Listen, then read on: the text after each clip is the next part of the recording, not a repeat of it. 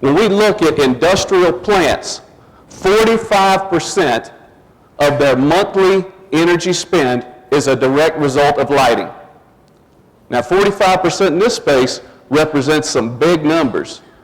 A minimum of $1.5 million a month they're spending based on their lighting requirements. And until today, they haven't had an alternative solution. Now, you look in the paper and you see utility rates aren't going down. So 45%, $1.5 million spend, that could be $3 to $5 million in a much larger facility.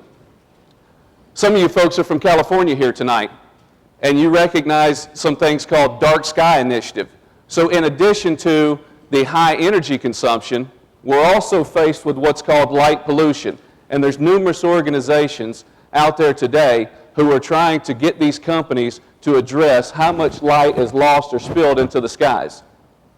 Again, as I said, until now, these companies have not had an alternative.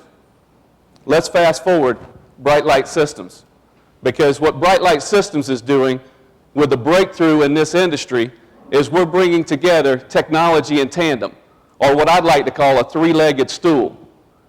We have developed the world's first energy-efficient light fixture using plasma light technology for high-mass lighting applications. The graphic on the left shows you that's a pole about 125 feet tall lighting up a maritime port space. Now that's sort of the outer frame of the engine. As we start to deeper dive into this, what makes that engine run is that we integrate wireless controllers, and then we take that control back into our software package, our energy data management system. And so with this software package, it allows us to remotely program these fixtures for their on-off cycles, to dim them, to control them. And oh, by the way, there's a little secret sauce in there where we capture the energy that's consumed by each and every fixture. So today, we operate as an independent standalone system, and we'll talk a little more about our roadmap of what we have in some of the development. But the main thing is this is a three-legged stool. We have the fixture, we have the wireless controller, and we have the energy data management platform. So what's the punchline? The punchline is, in this industry that spends 45% of their energy spend in lighting, we're addressing up to 85% reduction. Now, I said $1.5 million a month is a pretty significant spend. And when we're taking that number down by upwards of 85%, that doesn't get lost. That money translates right to their bottom line. And in this industry, in this space, they already operate on razor-thin margins. So an extra $12 million plus per annum is a significant needle mover to these folks. What you see on the left is what's been the legacy technology. That's what's called high-pressure sodium. It's that nice, ugly yellow light, makes pretty poor reading light. And what we've done is we've really innovated that, and we've changed that from 12 light fixtures to 8 light fixtures on the right-hand side, giving a much more safe, a much more brighter workspace for the employees. Aside from driving the 85% energy reduction, we're addressing a lot of the reliability issues and eliminating a lot of the maintenance with this technology.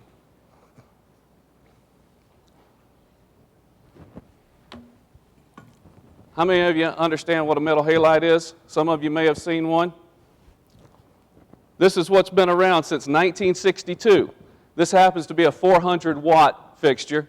Now, in this space, it's typically 1,000 watts, so you can imagine about twice the size of this. Well, the picture's not deceiving on the other side. This is what we're replacing. So we're replacing these metal halide large fixtures with a Tic Tac. I promise that for you in the back of the room, I do have something in my hand. 50,000 hours. 50,000 hours of life in these applications is a tremendous savings because it eliminates people having to get up in man lifts and go 125 feet in the air. It eliminates approximately 7 maintenance cycles. That equates to about $3,500 per fixture in the life cycle. When you take the typical size of these applications, that's over $8.5 million of savings over the life cycle of these fixtures. There's other intangible benefits. How many of you remember when the Giants had the outage during their game. And it took about 30 minutes, not once, but twice, for those lights to return. Well, with our technology, with the plasma technology that we employ, 60 seconds to 90 seconds. If we have a power outage, 90 seconds, we're back up as soon as power is restored. Now, in industrial markets, it's extremely important because it's not an entertainment event where you're sitting around drinking your beer waiting on the light to come back on. You've got heavy equipment and you've got people moving around. It's extremely important that that light returns. So if I hadn't got you excited yet, just talking about the technology, let me tell you a little bit about the market because this is a highly attractive space. Lighting, an $80 billion market growing to $120 billion. That's not my numbers, that's a McKinsey study that was done this past July. The global market. Now as we peel the layers of the onion back and we get into the energy efficient sector, which is where we're playing, that's a $28 billion market growing to more than 50% of the overall lighting market. So more than 50% of the market is projected to become energy efficient lighting between now and the year 2020. Now if you look on the box on the left, I've boxed in the big boys. Now, Cooper, Acuity, Hubble, Philips, Osram, we would be crazy. We'd be absolutely crazy to go head-to-head with these guys. Not our strategy at all.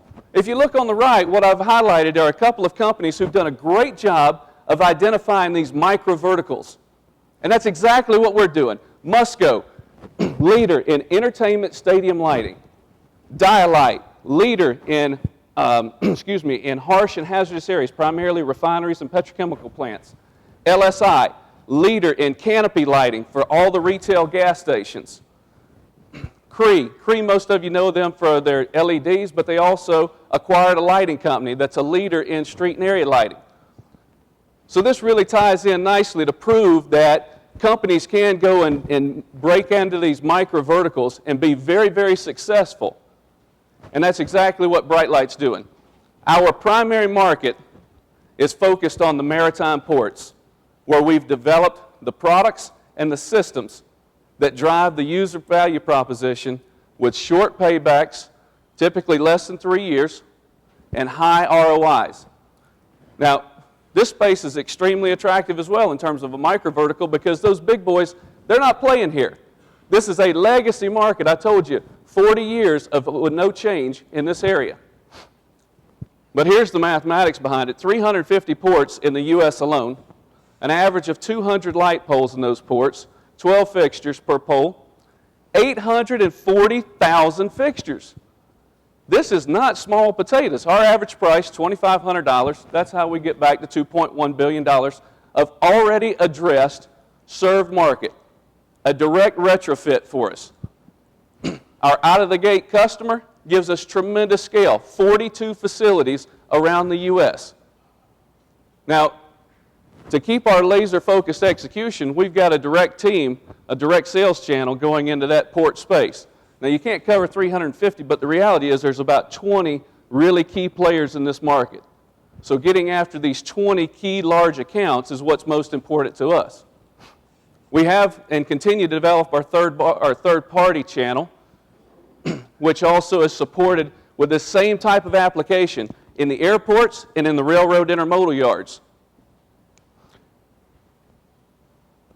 These are not small opportunities either. I'll give you an example. Seattle-Tacoma Airport, we're in negotiation right now, 800 fixtures, $2 million. Atlanta-Hartsfield-Jackson Airport, we're also talking through upgrades there. But again, not our direct core focus, that's with our third-party channel. We continue to focus on the port space and continue to drive the high-value proposition. Now, I mentioned to you we have this energy data management platform. And so today, it's a standalone system. It's the key that interfaces with our wireless control and our lights, gives us the ability to do all the controls. Our roadmap for development is to take this into an integrated open API so that we create a layer or a backbone for other devices. Now, in the port space, there's RFID, there's closed circuit television, and there's other devices that are being brought into this space. We want to create this backbone to bring this communication back in and out to the customer. And the feedback we're getting is somewhere between 35 to 50 cents per device is about the rule of thumb of what they think this recurring model could be. So highly attractive in terms of growth. Just think, 1% of those 840,000 fixtures at 50% is about a $250,000 piece of recurring business. Here's the other exciting thing. Unlike a lot of early stage companies, we do have customers. Not only do we have customers, we have paying customers. We have revenue. So all these people that you see up here are not trials. Those aren't freebies, gimmies. Those are companies who actually paid us. And the nice thing is they paid us in advance. They paid us for our fixtures. Recently, with Ports America Group in March, we signed a $100,000 release off of a $1.5 million letter of intent, letter of commitment. And then after completing the durability test that we just did, we signed a $212,000 order with their sister division, Port Newark Container Terminal, which is a $1.2 million rollout this year. So we have some fantastic traction. Since January, our order books are at $350,000. Now, the interesting thing is the sales cycle, it wasn't an easy task to get there, but I think it's pretty amazing. In 9 months, we went from first article to customer sign-off to 2 major purchase order releases. And today, we've got an $11 million pipeline, sales pipeline that's developed. We're in negotiations with the Georgia Port Authority. They have $5 million budget for the next 4 years to upgrade their yard lighting. Our key customer, Ports America Group, is in 42 locations around the U.S. They're starting to pull us. The savings that they're seeing is important to them. Now, we can't do it without the right team. You guys on the panel mentioned how important a team is. I've got 19 years running Fortune 500 business platforms in the industrial and automation sector. One of my business partners comes from the .com world. He's a great technology guy, and he's taken the lead on our energy data management platform and running strong with that. So we've got a couple of our key executives in place. We also have our next hires already lined up and identified and ready to join the team. So I think that's important from where we're at in the stage of this business. So we are raising $1.5 million, and the top 5 uses of these funds are to add those key new hires who are going to help us accelerate the growth. Commercialization is important for us. This is a velocity play. There's no doubt about it. We need to finish out some of the approvals on the products. Those are things that are necessary in order to sell them into certain applications, certain markets. We want to continue to develop out this energy data management platform as we discussed and some of the roadmap and vision that we have in there, and launch some new product initiatives. But the main thing is the $1.5 million is not seed money. This is growth acceleration money. And this gets us to our 3 to 5 year goal at $35 to $50 million platform. I am absolutely confident.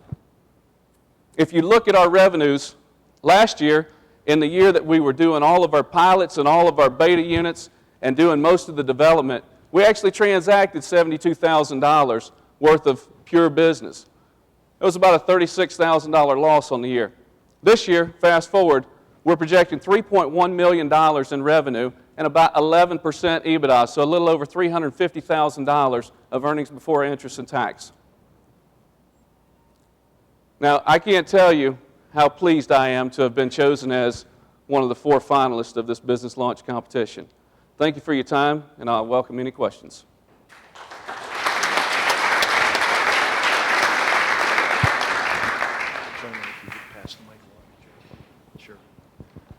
Thank you, Brad. Thank you.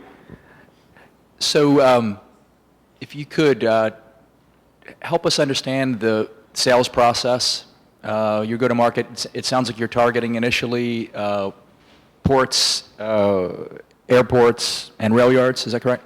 In our direct sales team, we're laser focused on the maritime ports. And so companies like, or groups like Georgia Port Authority are a little unique because they're not only an owner, they're also an operator. But also in the port space, you have about 20 dominant operators who have long-term leases with the local authorities, the port authorities, which are the states or the cities. So in that space, we're a direct sales model. Outside of that space, our products fit in a number of applications, but directly in this high mass space is the airports and the railroad intermodal yards, where we continue to develop third-party channels. So as you're selling into those markets, you have, I assume, as you describe it, your product is the fixture, the controller, and the management system. Correct. Okay. The rest of the solution, from the looks of that picture, involves a pole, electricity to the pole, installation, contract work, et cetera, right? Do y'all do that too? No, we have no desire to be in the pole business, and because of safety, security, and clearance reasons, we prefer to allow these ports to utilize their own pre-certified contractors to do it. We're a direct retrofit. It's literally 4 bolts from the old fixture, remove it, disconnect 3 wires, connect 3 wires, slide our fixture on, and tighten 4 bolts. So you're going after, just so I understand, you're going after a fixture replacement business on top of existing infrastructure? Correct. Is that correct? As opposed to greenfield where there's no infrastructure in place yet? Well, today, Glenn, there's not a lot of construction going on. However, having said that, the $212,000 order is expansion. So that's actually greenfield. There's 9 new poles that are going up at the Port of Newark. I think as our economy starts to improve, we're going to see more construction activity. And so the top 2 engineering firms in this space we're already working with them. And just to give it back to the first question. So how long did it take you to sell that $350K? 9 months. 9 months. Again, we would alpha reveal June of 11. We developed the manufactured product, delivered on December 11th. 4 months of rugged durability testing, working it over.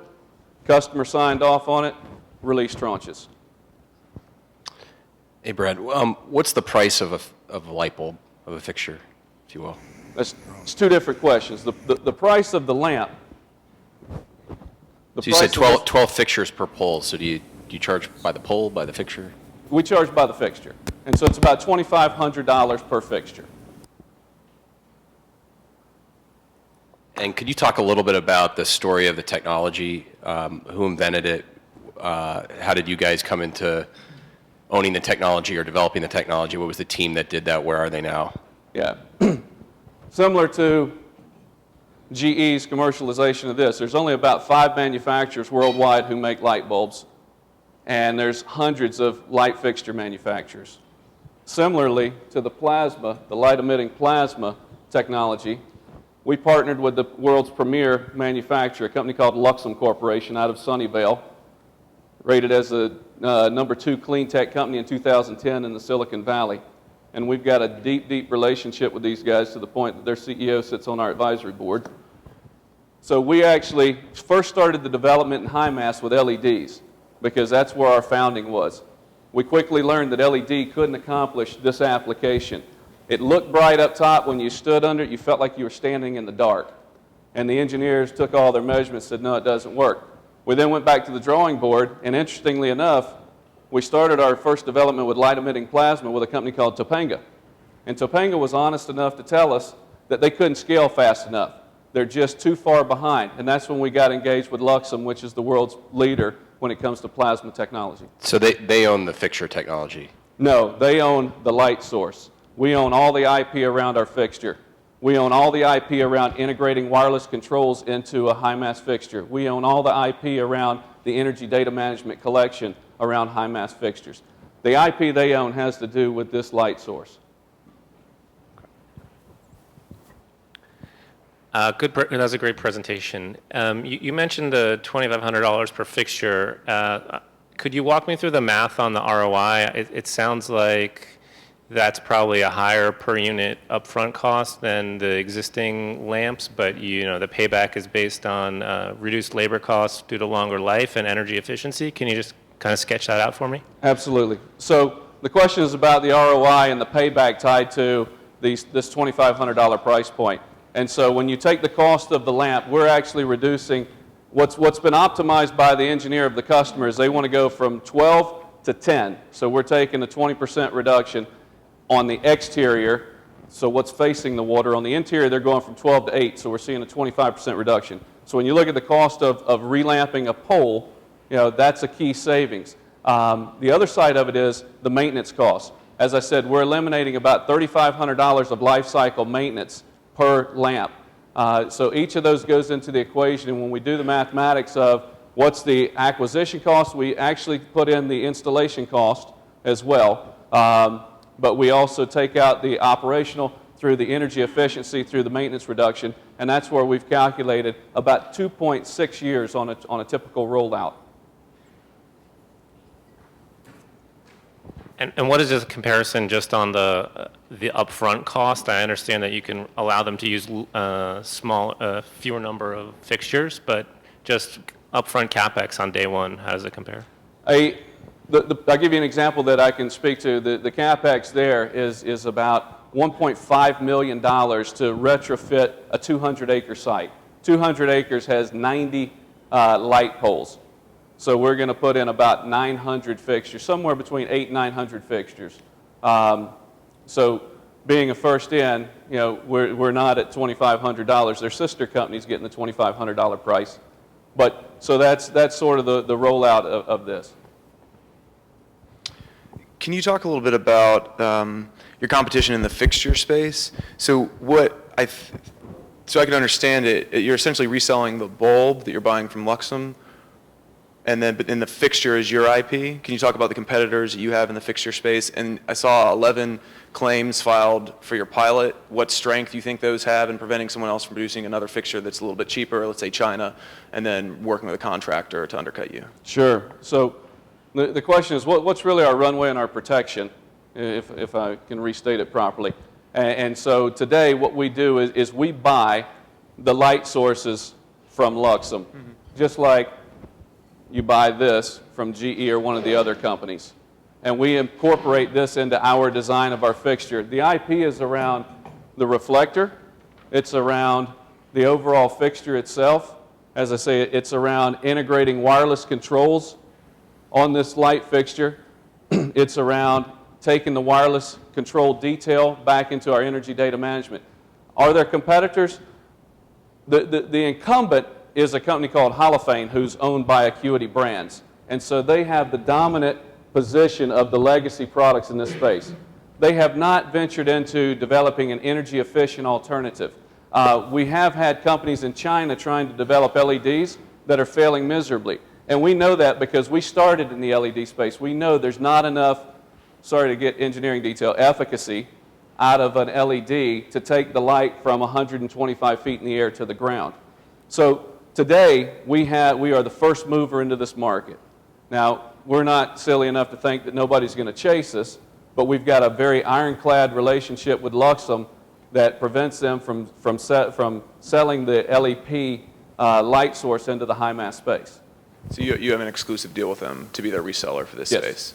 Okay, and can you talk a little bit about the value of the EDMS system that the maritime ports have expressed to you? Because it seems like that could be a real value add.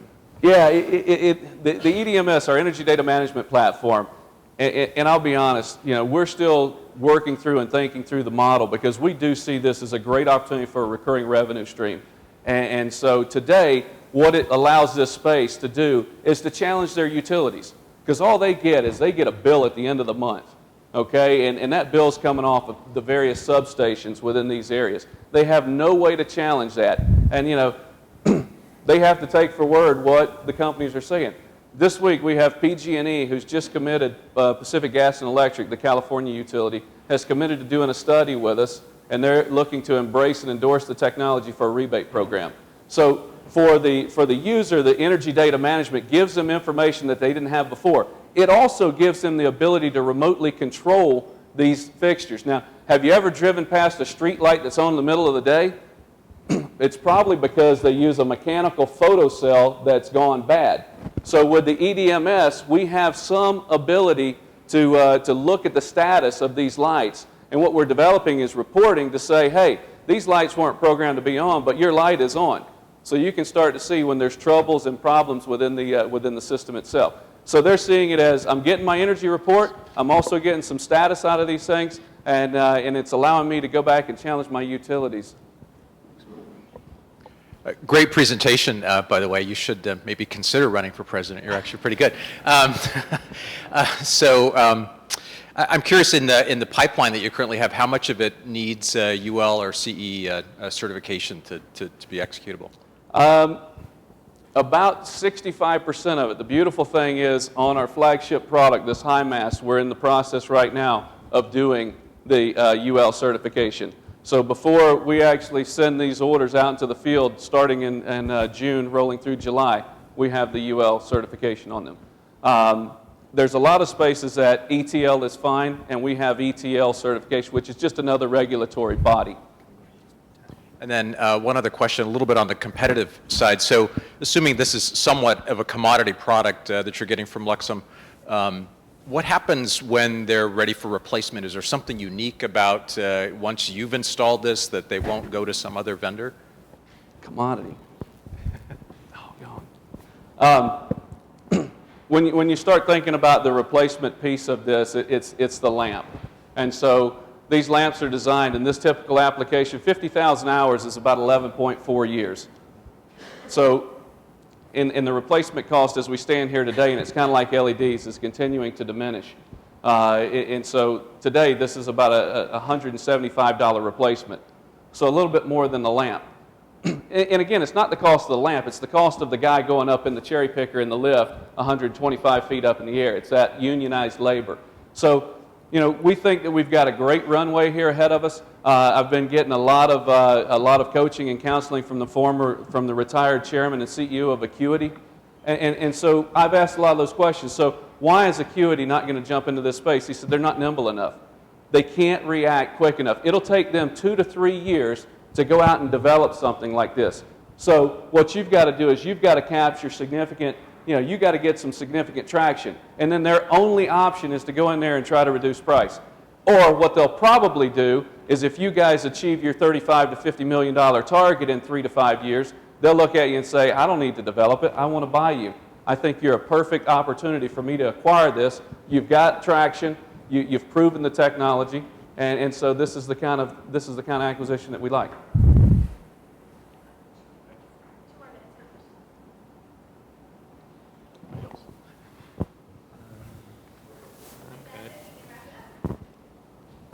Again, thank you very much.